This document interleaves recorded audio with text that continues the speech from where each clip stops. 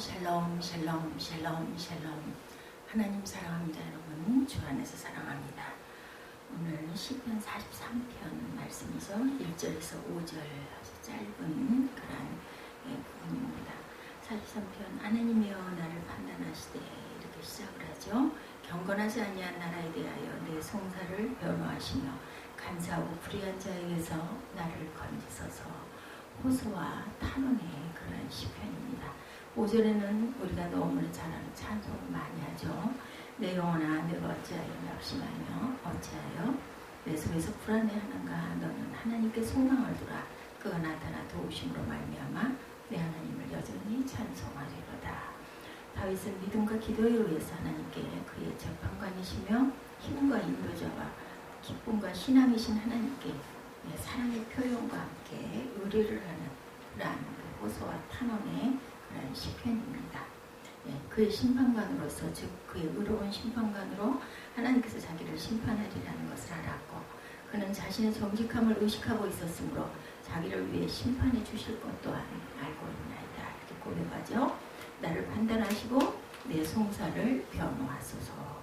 거기에는 그의 고발하는 그 자들이 들어있습니다. 그들에게는 그가 피고가 되죠. 부당하게도 유죄 판결과 정죄를 받은 그들의 법정으로부터 그런 최고 사법재판소인 하늘의 법정에 상고하고 있습니다. 그것을 그에게 내린 그들의 판결을 번복시켜 주시며 그의 결백이 드러나도록 해달라 이런 약속을 하고 있습니다. 그에게 가해한 자들 그들에게는 그가 원고이며 억울한 일을 복수해 주시며 그에게 자기의 진술을 제시하고 자기가 그들을 위해 공의를 나타내 주십사하고 기도를 드리죠. 그가 이와 같은 투정을 벌인 그 원수는 과연 누구인가? 우리 살펴봅니다. 그가 경건치 않은 나라 혹은 자비하지 않은 나라라고 칭하는 일단의 죄 많은 무리들, 무자비한 자들은 경건치 못한 자들로 판명이 됩니다.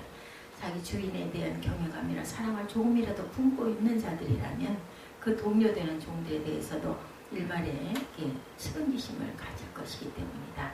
여기에 악인들 중 우두머리라고 할 수 있는 나쁜 자가 있으니 그는 사기성이 아주 농후하고 그리고 불의한 자였는데 10중 8구는 다윗에게 친절을 보이지 않을 뿐만 아니라 그에게 아주 표리부동하고 부정직하게 대하였던 사울이 아니었을까. 그가 의미하는 인물이 압살롬이라 하더라도 성격 또한 특별히 다를 것은 없었죠. 지옥밖에 그런 나쁜 자들과 나쁜 나라가 존재하는 한 아직 천국밖에 있는 선량한 자들이 가혹하고 비참한 대우를 경험하게 되는 것이다. 혹자는 다윗이 예언의 영에 의하여 바벨론 유배시에 있던 유대인들이 사용하도록 하기 위해 이 시편을 지었고 또한 본문에서 의미하는 경건치 못한 나라는 갈대아라고도 해석을 하기도 합니다. 이 성구는 그들에게 매우 적절한 적용만 하고 그것이 단지 유사한 성서로만 가능한 것은 성서의 어느 부분도 사사로운 해석을 허용하지 않기 때문인데 다윗이 그것을 의미했는지 여부를 어떨지 알 수 없다 하더라도 하나님께서는 그의 사용을 위해 그것을 의도하셨을지도 모르는 것이죠. 두 번째 그들과 관련된 그의 기도는 뭔가 나를 판단하소서. 그러나 하나님이 죄 때문에 자비와 그 벌인 언쟁에 대해서 내게 대한 심판에 착수하지 마소서 이렇게 고백하죠. 그러면서 내가 유죄로 판결될 것이기 때문입니다 라고 기도합니다. 그러나 자기 원수들이 자기와 벌인 다툼에 대해서는 나를 판단하소서. 왜냐하면 나는 내가 의롭다고 인정되리는 것을 알기 때문에 하나님께서는 아시기 때문입니다. 그들에게 향하여 내 송사를 변호하소서. 내 편을 드시고 나를 위하여 주의 섭리 안에서 나타나 주소서라고 기도합니다. 정직한 사유를 가지는 자는 하나님께서 그것을 변호하시리라 아시리라. 확실히 하나님께서는 내 손을 들어주시리라는 것을 우리가 알고 있죠. 내게 대한 그들의 뜻이 얻어지지 못하도록 내 주장을 옹호해 주셔서 나를 그들에게서 건지소서. 비록 우리의 적들이 멸망되지 않는다 하더라도 우리가 구출되기만 한다면 그것을 우리의 송사가 충분히 변호받는 것으로 알겠나이다.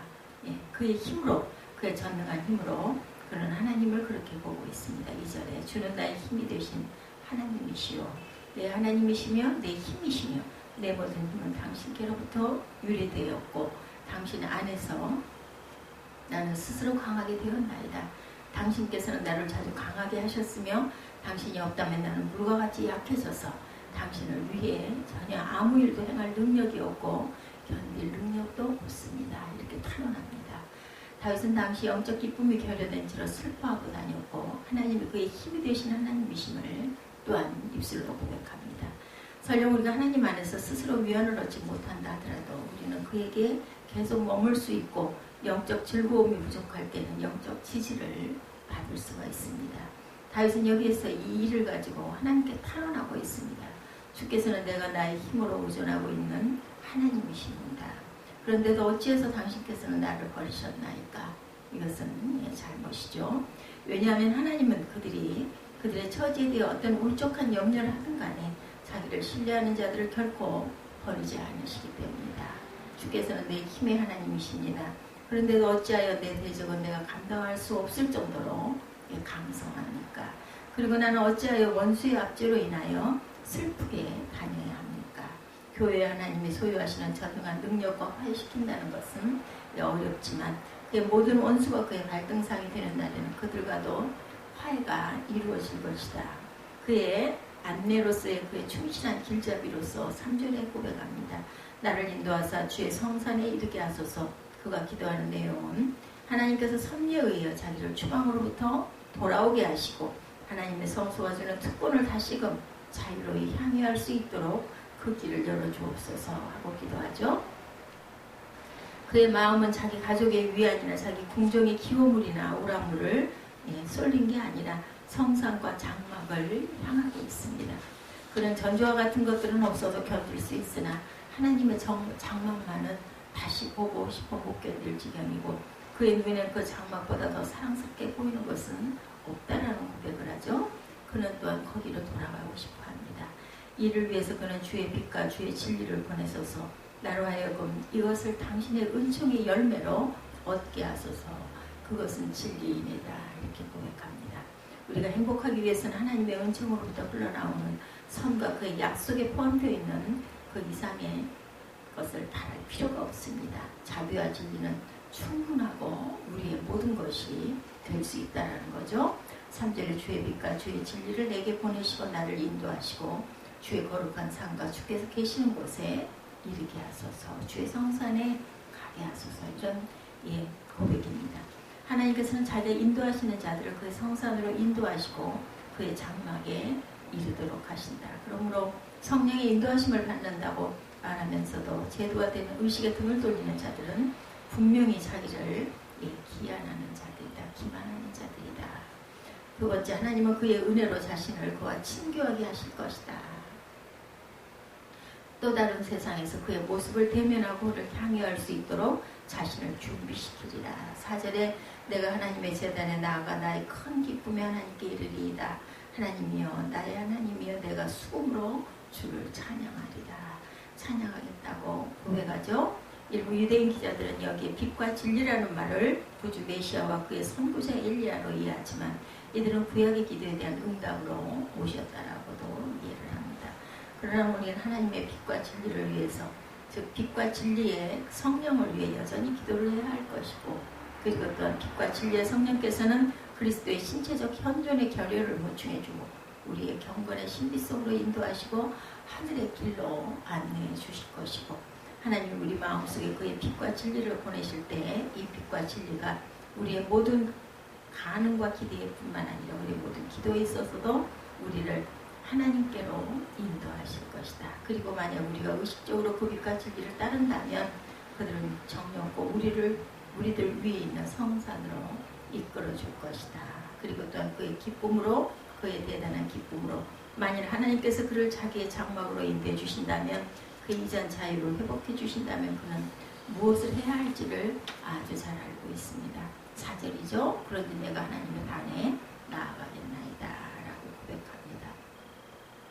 제단에 나아가 나의 큰 기쁨으로 하나님께 이르리이다. 그리고 종교의식에 나오는 자들을 스스로 자격을 갖춰야 하고, 그리고 나서 특별한 의식, 아주 감동적인 고도 구속력에 있는 제전에 나아가야 한다. 우리가 하나님께로 가까이 가면 갈수록 우리는 하나님께 더욱더 밀착된 하나가 될 수 있다. 하나님의 재단으로 나아가는 자는 그 일 가운데 자기들이 하나님께 나아가도록 유지하지 않으면 안 되고 하나님 가슴으로 전심으로 그에게 가까이 나아가도록 하지 않으면 안 되겠다. 만약 우리가 의식에 참석하면서도 거룩하신 하나님 앞에 나아가지 않는다면 거룩한 의식에 참여하는 일은 모두 다 헛것이죠. 하나님께 나오는 자들은 그들의 지극한 기쁨으로 미래의 자부에서 뿐 아니라 현재적 기쁨으로 그에게 나가지 않으면 안 되고 그는 통상적인 기쁨이 아닌 비상한 기쁨으로 감각과 시간의 제약을 받는 모든 기쁨을 능가하는 기쁨이 될 것이다. 원문에 나오는 성부는 매우 강조적이죠. 내 기쁨이 즐거움 되신 하나님께 혹은 그 기쁨의 최고가 되신 하나님께로도 해석할 수가 있습니다. 우리가 즐거워하고 의기양양해야 하는 것이 무엇이든 간에 하나님은 그 일의 기쁨이 되셔야 하며 우리 일에서 갖는 모든 시작은 하나님께서 끝을 내야 하며 우리의 모든 기쁨은 그 선물을 꿰뚫고 그 선물의 수여자에게 이르러가야 하는 것이다. 우리가 우리의 지극한 기쁨이 되신 하나님께 나올 때 그에게 얻을 위로는 즉 우리 하나님 대신 그에게 드려야 할 찬송의 내용이 되어야 된다. 하나님이여 내 하나님이여 내가 수금으로 주를 찬양하리다. 다윗은 수금 타는 것에 아주 뛰어났죠. 그런 자기가 잘하는 일로 하나님을 찬송하고자 하고 있습니다. 왜냐하면 하나님은 우리가 가진 최선의 것으로 찬양받으셔야 하는 분이시기 때문이죠. 이와 같은 찬송 받으셔야 마땅한 것은 그분이 최고와 최선의 분이시기 때문이다. 그의 희망으로 그의 쇠하지 않을 소망으로 5절이죠. 내 영혼아 내가 어찌하여 낙심하며 어찌하여 불안해하는가. 너는 하나님께 소망을 두라. 그가 나타나 도우심으로 말미암아 내가 하나님을 여전히 찬송하리로다. 마지막 구절입니다. 다윗은 전처럼 자기의 낙심과 낙담에 대하여 자기 자신과 언쟁을 벌이는데 자기가 그런 것들에 굴복한 것은 나빴다라고 자인하면서 그가 그렇게 할 만한 이유는 없습니다라고 자백합니다. 내 영혼아 내가 어찌하여 낭망하는가. 스스로에게 고백하고 부르짖죠.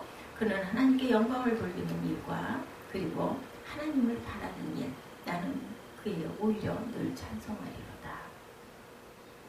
하나님과 함께 영화를 누리는 일에 대하여 자기가 품었던 믿음에 의한 기대 속에서 스스로를 자중하게 합니다.